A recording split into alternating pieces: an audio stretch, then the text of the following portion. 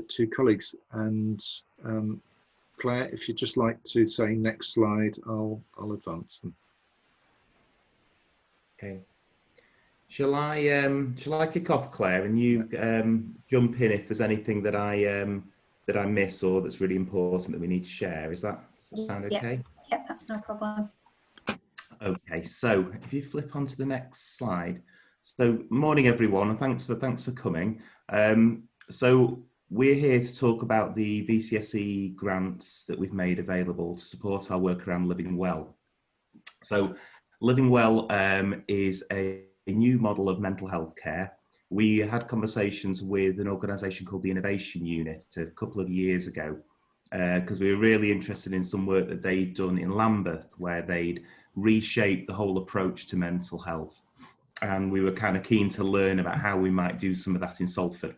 And a key part of that reshaping is really firming up and having the voluntary sector at the core of a lot of that delivery.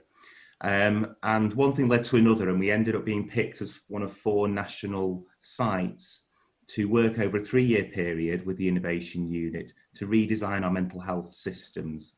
So the other sites are Edinburgh, Luton, and Tameside and Glossop. So we've got 2 in GM, which is really helpful because we're able to keep comparing and contrasting our approaches.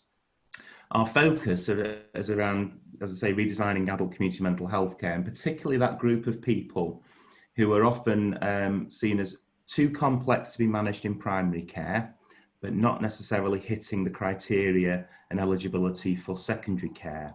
And as a result, they sort of bounce between the two, not really getting adequate responses and not having good outcomes. And there's a real gap there that we need to fill. So that's been the focus of our Living Well work. Key to it is that we co-design and co-produce all of that. And by that, we work very closely with voluntary sector colleagues in the mental health trusts, in social care, but crucially people with lived experience of mental health who themselves have found themselves falling in that gap between primary and secondary care. And their input into the model that we developed and the ongoing design and production and actually the delivery of that is really, really key and fundamental to everything we need to do. So flip on to the next slide.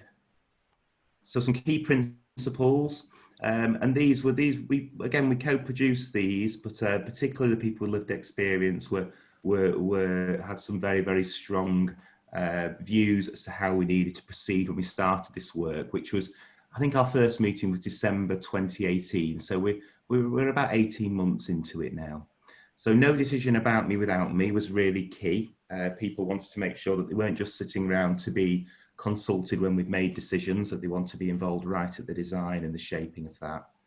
A just enough model of support. So not over supporting people, but providing the right support when people need it at the right time. That our support is trauma informed. And by that, I mean, we're taking account of what's happened to people, not just what's wrong with people, and that being key, and building on that, what we call the strengths bias. And we talked a lot about strength-based working. Again, one of the people with lived experience said, I don't think it should be strength biased. I think we should just be absolutely leaning towards that all the time and making sure we're focusing on what's strong about people, not what's wrong. And so very much building into a lot of work we're doing right across Salford around building in this strengths-based model of support. Peer support is central. So we have Mind in Salford who work in partnership with the Mental Health Forum to develop peer support, where there are volunteer and paid peer workers who will support people through their journey when they present. And that's seen as one of the key sort of foundations and central to our model. That it's a holistic approach, and that we're pulling in the resources of colleagues, clinical colleagues in Greater Manchester Mental Health, voluntary sector colleagues, people with experience, social care, and that we're really taking as broad a view on this as we can, and that we're looking at some of those social determinants of mental ill health, how we can support people to get into work, what are some of the housing issues that people are experiencing, debt, etc. In terms of reflective practice, we all the way through this, we've worked with a view of constantly we've had a design team who have shaped this model, constantly reflecting back, tweaking what we're doing, and then pushing it out again, bringing it back, tweaking it, reflecting on it. How's it working? How's it reflecting the needs of people? And that it's solution focused. I think there's ultimately got to be clear solutions and outcomes for people as we start to focus on the issues that they're presenting with. Next slide. So there are 4 key areas of living well. I'm not going to go through all the detail here, but I think Simon said the slides, this is being recorded and we can share these slides as well. But there's 4 key areas. One is my story, my plan. One of the things people talked about was how the models of assessment themselves become real barriers in the way they're written and the way they're put together. And actually we want something that people have much greater ownership of. And so we've created something called My Story, My Plan, which is owned by the person, facilitated by a listener who could be a peer mentor, could be a recovery worker, and the team then work with the person to populate that and identify some of the solutions, barriers, challenges that the person wants to work through. It's one of the key areas. So the next slide. The listening lounge, we talked a lot about the need for people to have somewhere where they can go. And we sort of started off by talking about, single places, but then we started talking as well about having almost like a list of kind of recognized places and spaces that people have identified that they feel safe in. So it might be a local cafe in an area, it might be a supermarket cafe, it might be a library, or it might be a specific centre that or building that we use specifically to create a listening lounge. So the idea is that right across the city we'll have a whole bunch of safe spaces that we can use for people to go into a non-clinical setting and start to build those relationships with the Living Well MDT staff. And the key principles there that listening can happen anywhere across the city. Conversations are strength-based and people feel empowered to take control of their lives. And one of the things we're looking at is potentially the ideal will be to have a 24/7 listening lounge facility at some point in the future in the city. Next slide. So the Living Well MDT is really key to sort of the engine room really of our Living Well system. And that team at the moment is a very small but perfectly formed team.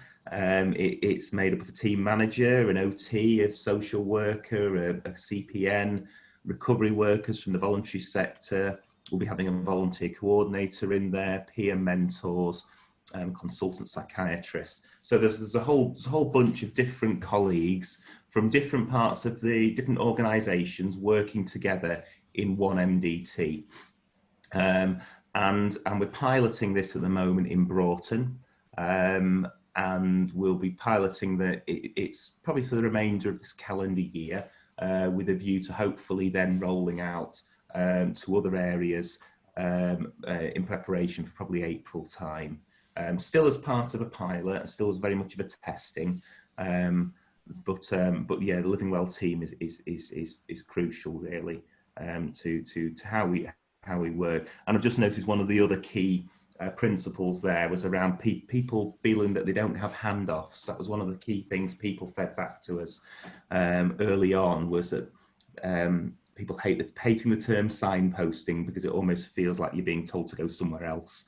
And it's enabled us to really think about a lot of the language that we use, and rather than signposting and referrals, let's talk about introductions, and let's think differently about some of the work we do with people, so people feel supported and not palmed off.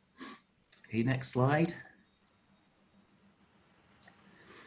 So then there's a wider network of support. I think this will make more sense on the following slides. But the idea there is about, this isn't just about one MDT holding everything around mental health, and recognizing that mental health is everyone's business, and that we really need the wider network of support that we have out there to be working to a shared set of values, and building up this mental health informed community, so that we have the ability to work in partnership with colleagues in housing, in GMMH, in skills and work, and all those places, to utilise their skills and get the right support to people at the right time.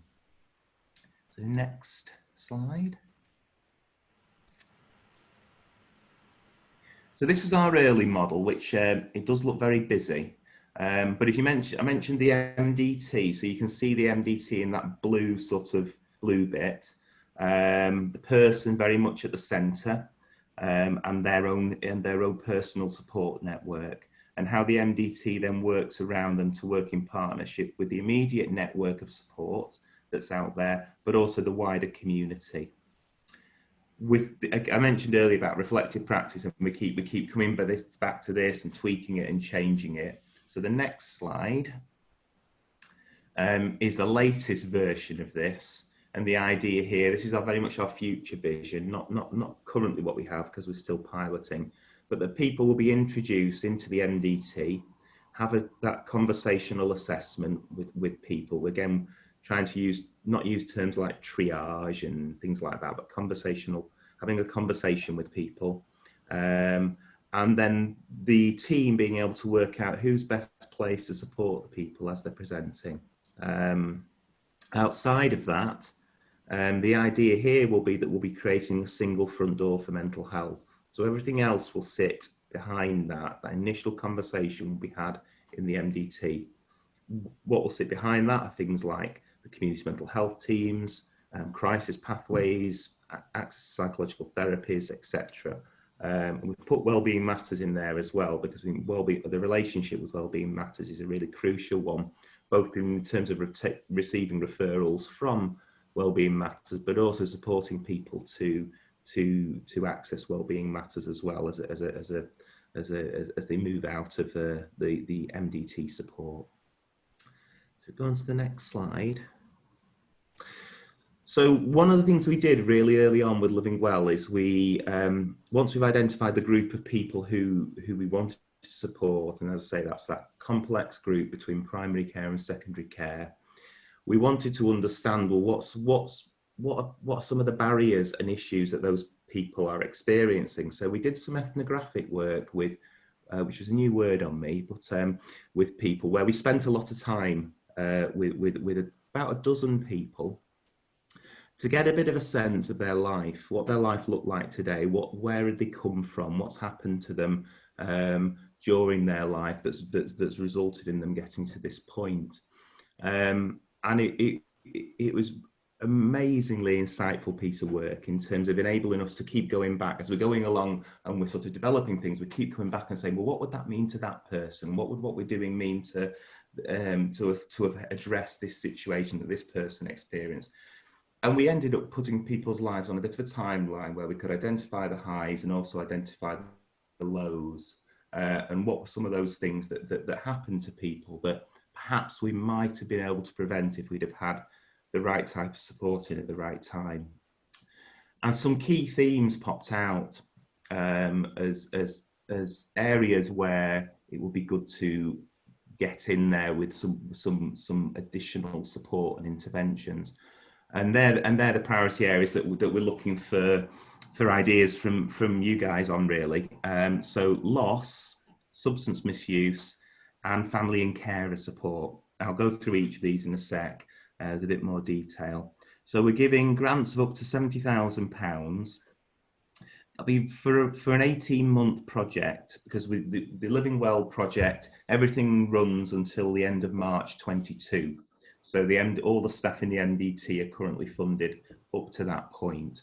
So we're trying to align everything. So at the end of this, there'll be not at the end, a few months before the end, there'll be a business case that we'll be developing, which will be demonstrating why we need to sustain the Living Well model going forward as our new model of mental health care. I should say as well, this links into the NHS long-term plan was published last year, and one of the key priorities in there is about redesigning our community mental health model.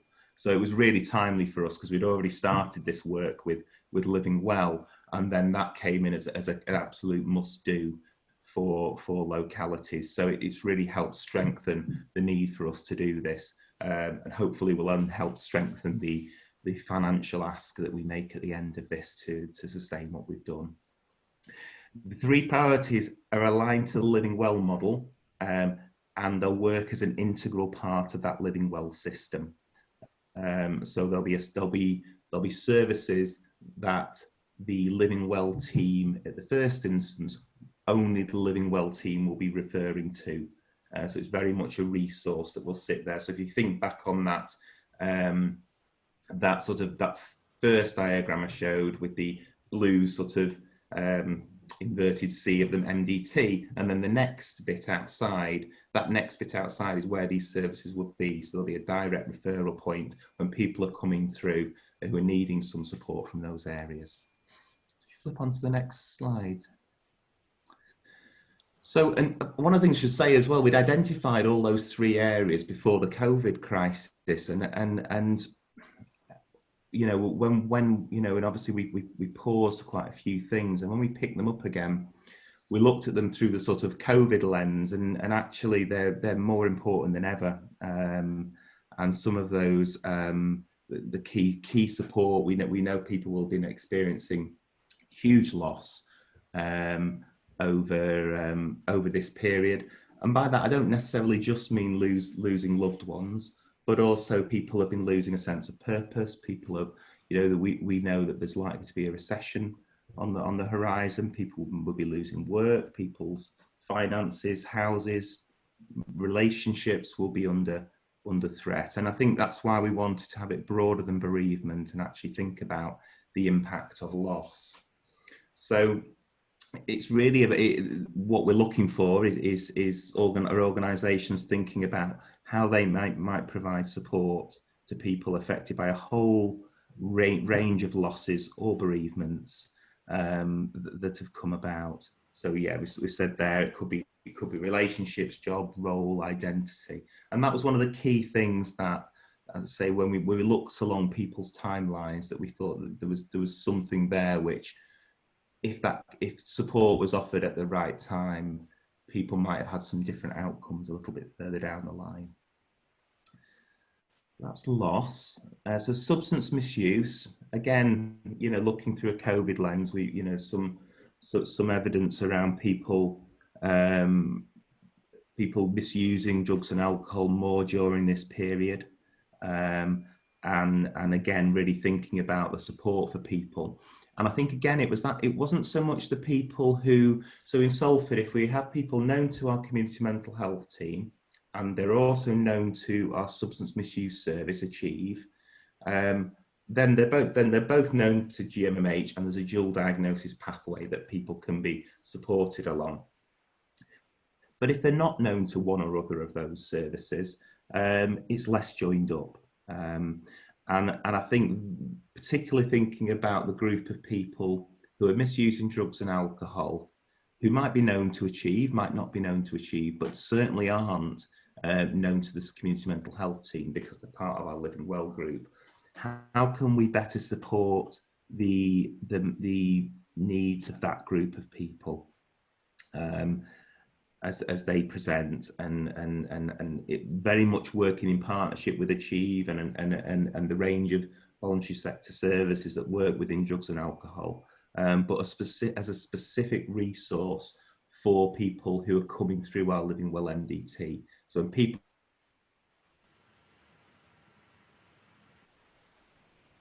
that people can take and be supported to access. So the final one was families, parents or carers. So I don't know whether I said at the beginning, Living Well is focused on adults. But one of the things we noticed very early on when we did the ethnographic work was how often people's challenging experience had started during childhood or as a younger person. And while we needed to maintain our focus on adults, we wanted to see whether there was anything we could do to support some of those adults who might be parents. So how would it link in and support with our parent infant mental health pathway. So we thought this would be a good opportunity to have specific support for people who might be presenting, who might be experiencing challenges which might be making them find parenting difficult, or they might be carers of people, and their caring experiences are making life very, very challenging for them.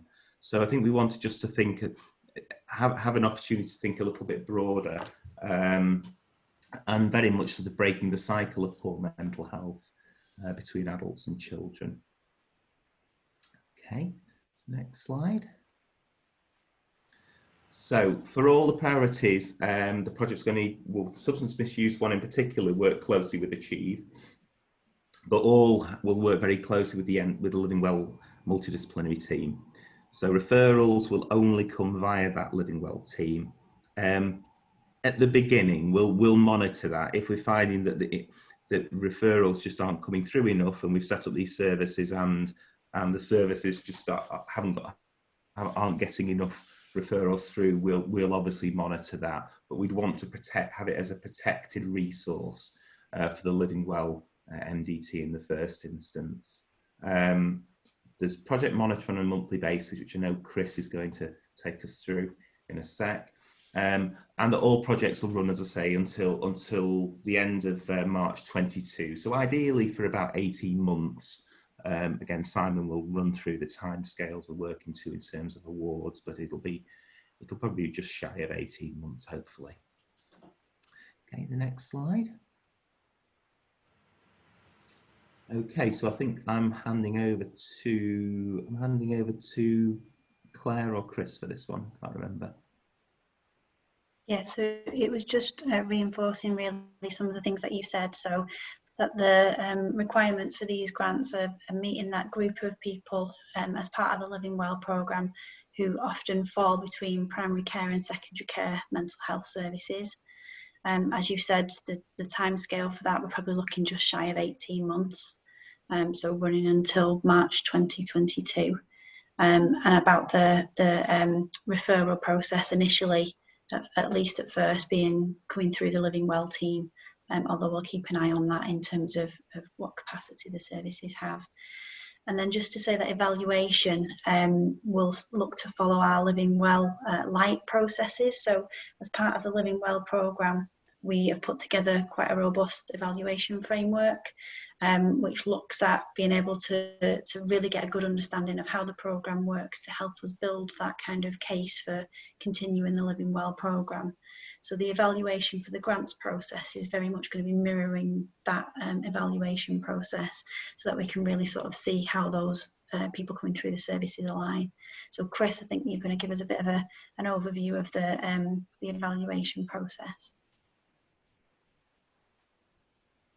Thanks, Claire. So, as Claire's mentioned, we have quite a robust framework in place that we've worked up with a third party called Cordis Bright. That's for the overall programme, and the grant recipients will play a key role really in helping us to understand the journey of people who first of all were supported by our Living Well MDT and then introduced to one of your services. So the things that are on the slide here are, as we mentioned, almost a very light version of the overall framework. So point one just really refers to the numbers of people that are coming through to you and from which bit of the Living Well system.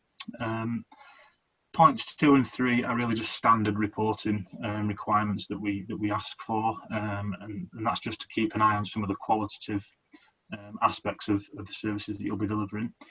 What isn't on this slide, but is going to be absolutely key to the overall evaluation, is something, we have 3 outcome tools that we're looking to use as part of this, as part of our overall framework, and we would very much be looking for the grant recipients to be supporting that. I think what we just need to agree is the process for how we do that, whether or not the grant recipients would complete the outcomes measures and then send the information back to the Living Well team, or whether the Living Well team and the grant recipient do that together.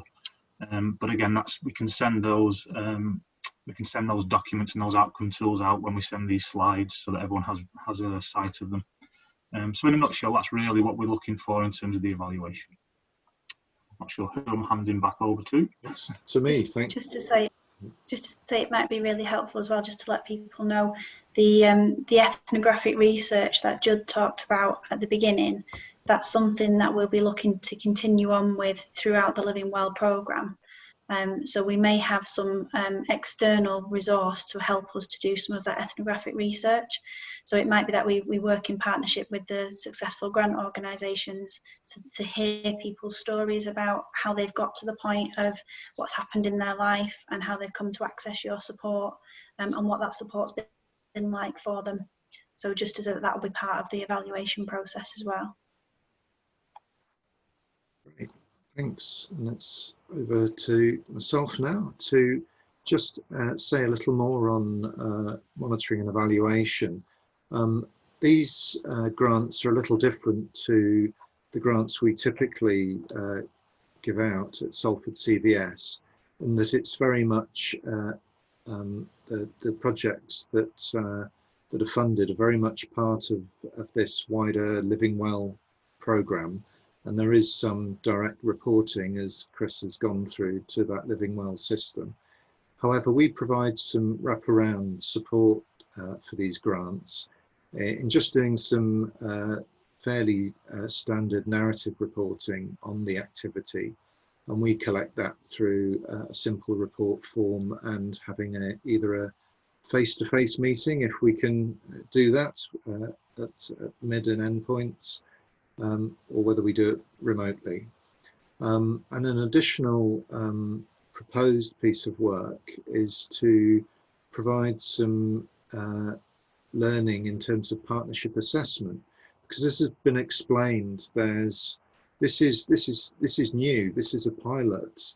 There's a new range of players providing services differently. And in any partnership formation process, there's a lot of rich learning in how things are working or not working, can be improved, etc. So we'll be looking to support that with asking any grant recipients of these grants how it's working for them. And we'd lead that from Salford CVS, again through a really simple questionnaire and some follow-up conversations. So it's now to the, I don't know whether this is the fun bit or the boring bit, but anyway, it's a bit. So you'll probably want to know how to apply. So the fund is now live on our website in our live grants section, and we'll send out links in the wake of this Zoom. And there is a guidance document which has more information than you've heard today. And we'll also put the slides for today are on there as well. And we'll also try and find a way of getting this Zoom video accessible as well. There's also the application form, and I'm just going to do a real quick run through of the form. And this is where, Claire, you might want to chip in as I run through. So I'm going to stop the share of this and now attempt to share the actual application form. So I'm hoping you can see that. So I'll just sort of head for the key points. And as you can see, there's sections which are scored. So these are areas to particularly pay attention to when you're completing the application. So as it says there, understanding background to your organisation, interest and track record, and also any particular skills, experience and expertise that you feel is of value to the Living Well programme. So I'll keep going. Just to mention that it's not a requirement, but it may be that your proposal involves other organisations and you're actually looking to put forward a proposal as a partnership. So that's where you would give details of that. This is where you indicate which priority issue or issues. And I'm right in thinking, Claire, that proposals can cover more than one issue? That's right, yeah. Yeah. Okay, good stuff. So we always like an interesting project name so we can identify you. That always helps. The timescale has been mentioned, and obviously projects are looking to continue until March 2022. Understanding how many referrals you think your proposal would support over the next 18 months. And this is question 20 is, I suppose, the main event in terms of describing how your particular project, your approach will address that priority that you've chosen, and for those people referred through the Living Well programme.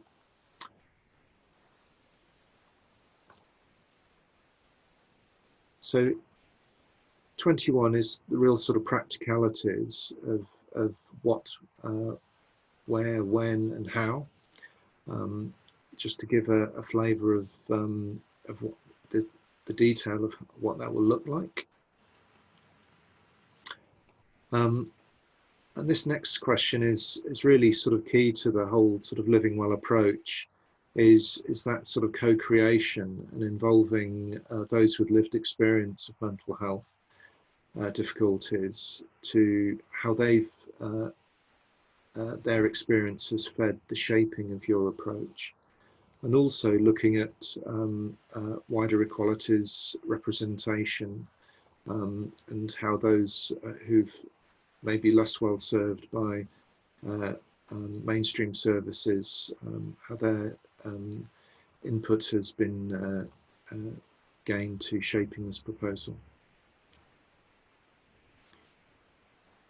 So you've had a quick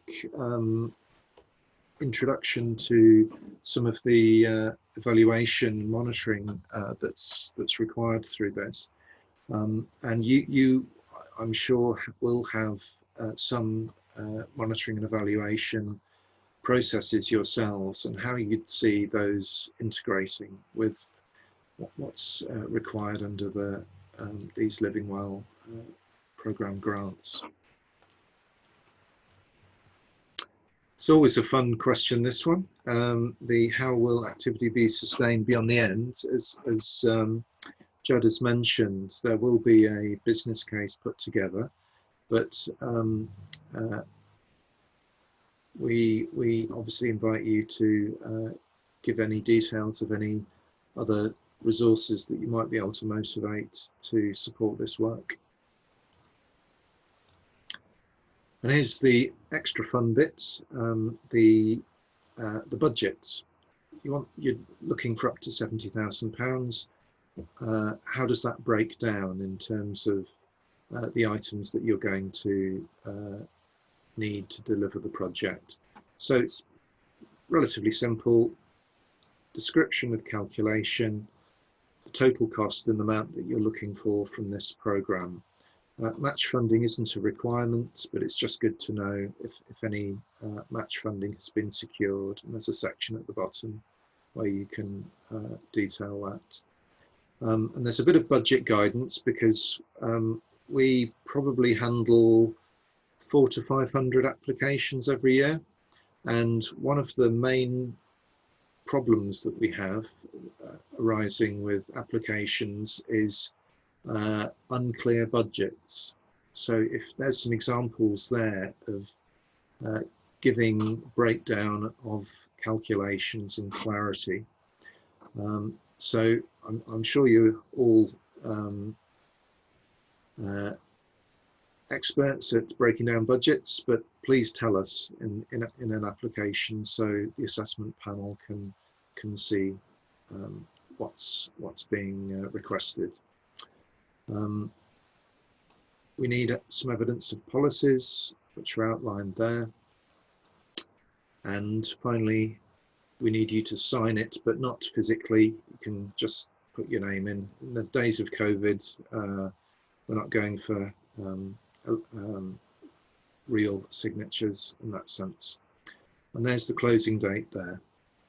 So I appreciate it's a pretty rapid run through. I'll just return to the, we're almost at the end, you'll be pleased to hear.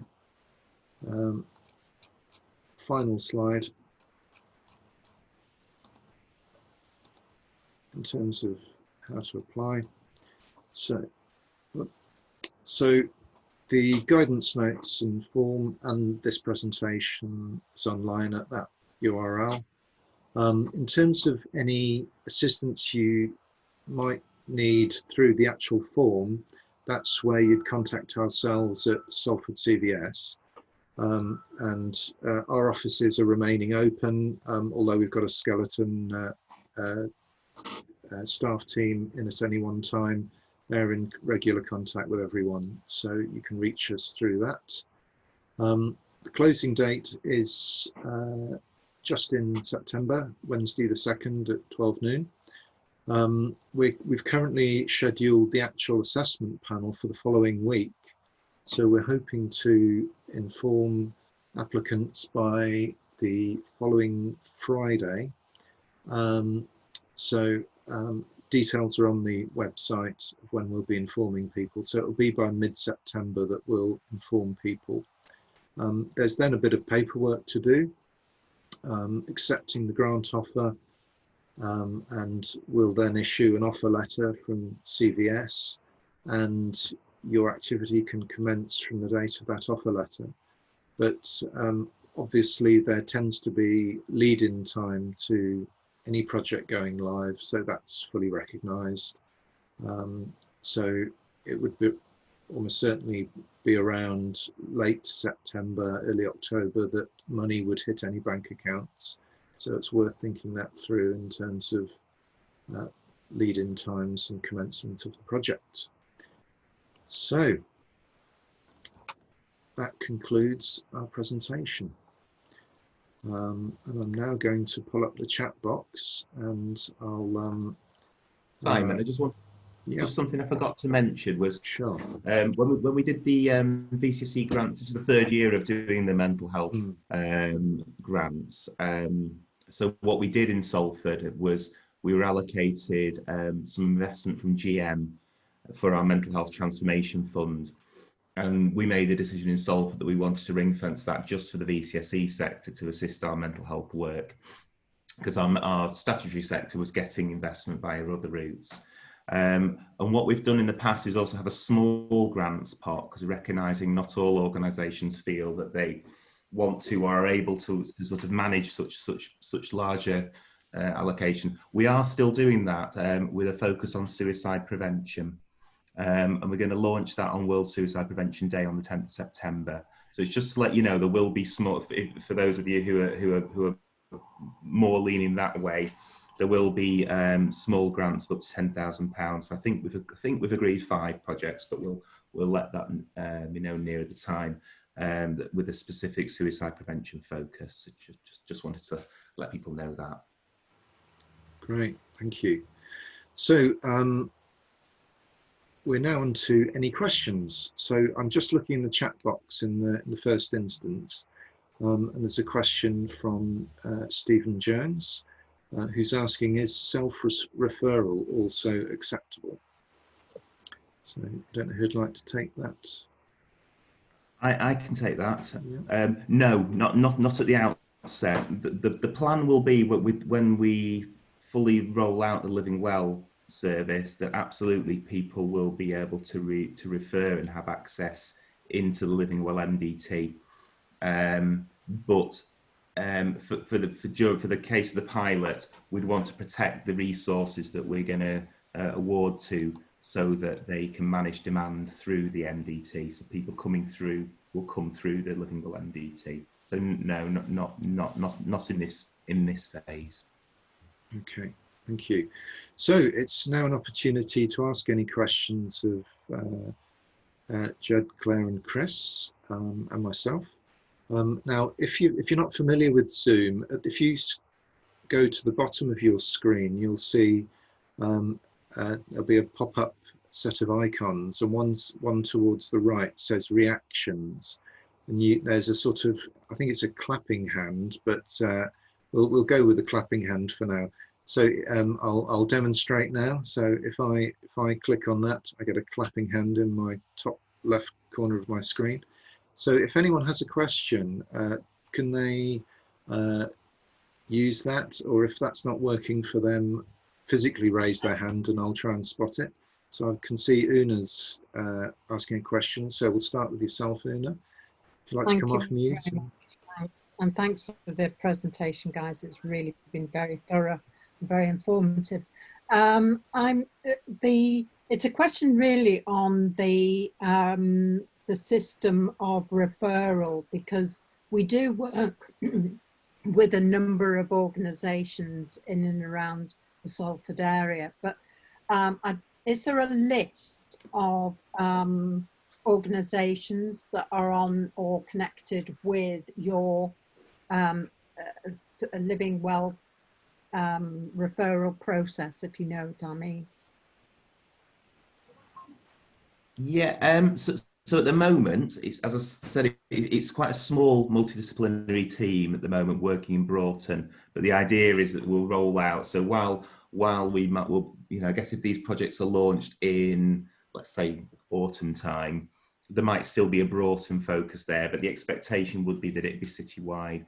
Within the Living Well multidisciplinary team, the organisations that are there are Greater Manchester Mental Health, yeah, Start in Salford, Mind in Salford, the Mental Health Forum, and 6 Degrees have helped us. When we were just about to pilot, well, we just piloted our Living Well work, I think middle of February, and then COVID struck.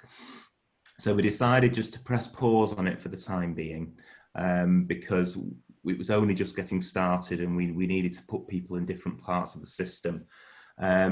But one of the things which you probably all know about was we developed a service called Beyond, which was 6 Degrees, Mind and Start came together and said, well, what can we provide to people who aren't known to Greater Manchester Mental Health during this COVID period, but who do need some mental health support, you know, very much linked to isolating and being locked down and what everything that's bringing and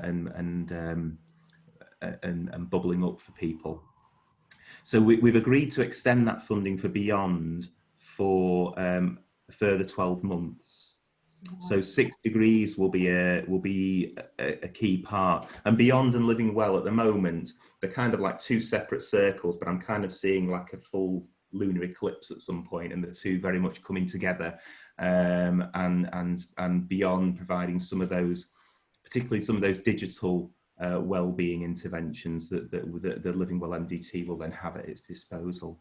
So they're the organisations at the moment, and I guess what they do is work. We've got a team manager, and they'd work very closely with yourselves in terms of setting up referral pathways, and setting those up from scratch, really. And yeah. as I say, it's just about protecting the resource in the first instance, so we can really understand the demand coming through for that population of people, and really enable us to understand and test, so that can then inform our future planning around what it is we want and need. Yeah. I was just trying to sort of see how we would fit within that, and we have got 2 programs at the moment that are funded in part by the Achieve fund, and also we have another one that's looking at supporting carers through the ESF.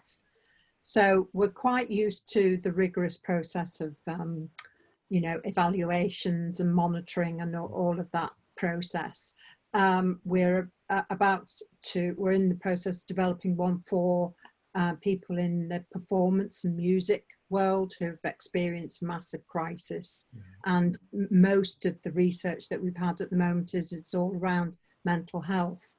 So it's you know, whether our programs kind of fit with, you know, connecting with the other organisations that are within your remit that could refer people onto those relevant programs, is kind of the bit that I'm trying to work around. Yeah, and we've worked very closely with colleagues. We've had two key groups. One's been a much smaller design team, which has been about 10 people who've been working together in the design of that. And then another group has been a collaborative, which is a much larger group of people from right across the system. And colleagues from Achieve have been key in those meetings, and they've been really keen, and we're really pleased that we were developing this and identified this as a gap around substance misuse in particular. And I think that'll be one of the things we'll need to think about, the sort of interrelationship between the Living Well MDT and Achieve, and where this VCSE provision is in the middle of that amongst all the other VCSE provisions. So what's different, I guess, about what would be offered there? Okay. Great. Okay. So, do we have any further questions? Is that David? It is David. Yes. Great. Yeah. I'd like to put a question in on behalf of the BAME communities, and in particular, I can represent Neshama, which is working with the Jewish community.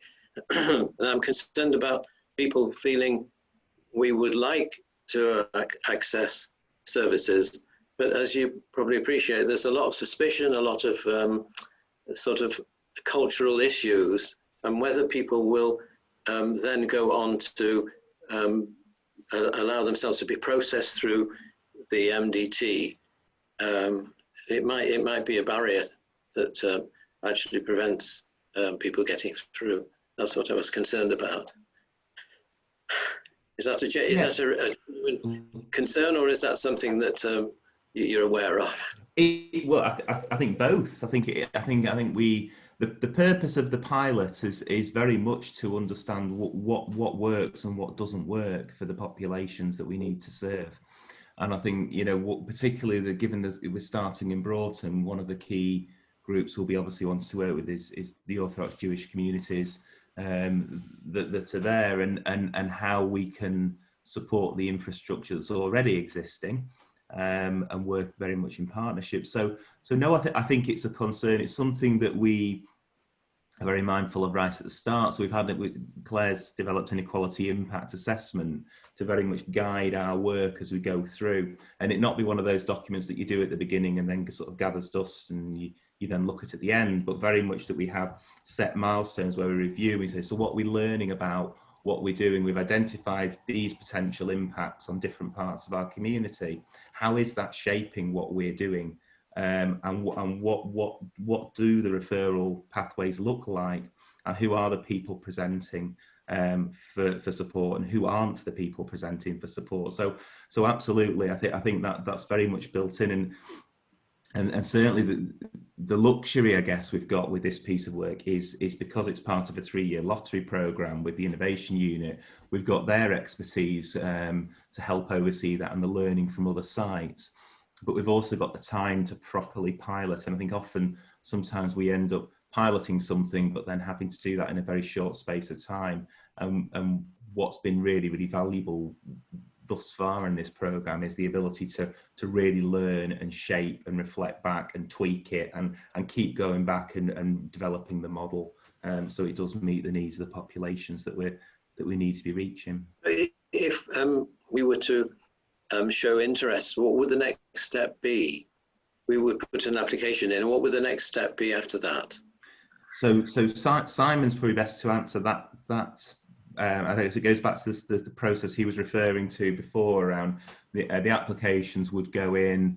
There would then be the interview stage, I think first week in September, mid-September, and then people notified. Yeah. But so anything you want to add to that, Simon? What comes after that?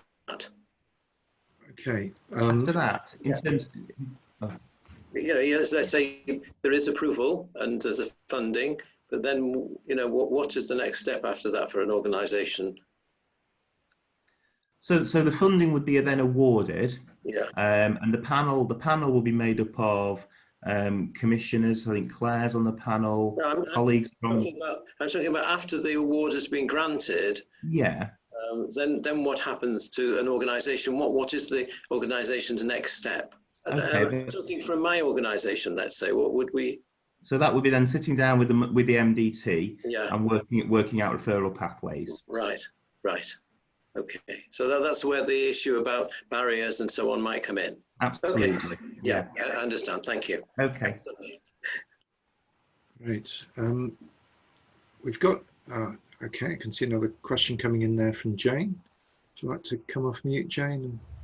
Yeah. Hi. I just wondered, is there a target number of people that you want to reach, say, with £70,000 or through the whole programme? Is there any indication of the number of beneficiaries we should be aiming to work with, or is it totally down to our own design? So in terms of the whole programme, there's, I can't remember the number that we talked about, but we were talking about 3,000 people. This wouldn't be for your bit of the, so don't run away. It wouldn't be for your bit of the system. So no, at the moment, because it's very much a pilot, it will be about trying to understand what demand looks like. We think there's a population of around about 3,000 people out there who fit that group of people who aren't quite meeting community mental health team, but are too complex to be managing primary care. Okay. But for your projects, I think it'd be worth thinking about, presumably on your previous experience of providing what feels like a reasonable number of people to support within that financial envelope. What we'll then be doing is developing and testing as we go. I guess obviously the flexibility will be key in terms of being able to sort of change our offer as things develop.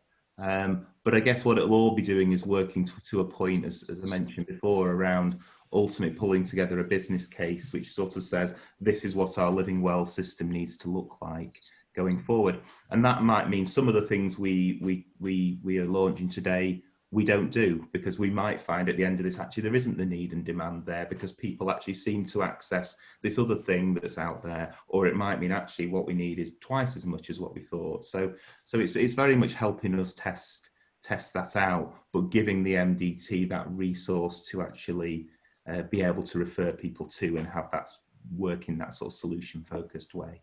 Okay, thank you. Great. Do we have any further questions? I'm looking around there. One thing I just want to sort of chip in is that, and I'm sharing some of my own experience of helping develop this grant, is that if you're not familiar with a lot of the terminology surrounding mental health services, that can be a challenge.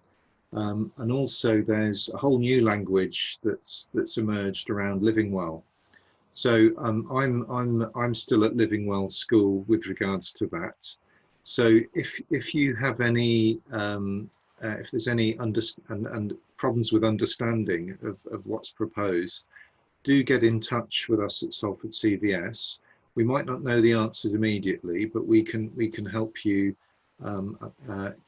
better understand what's being meant by all the terminology.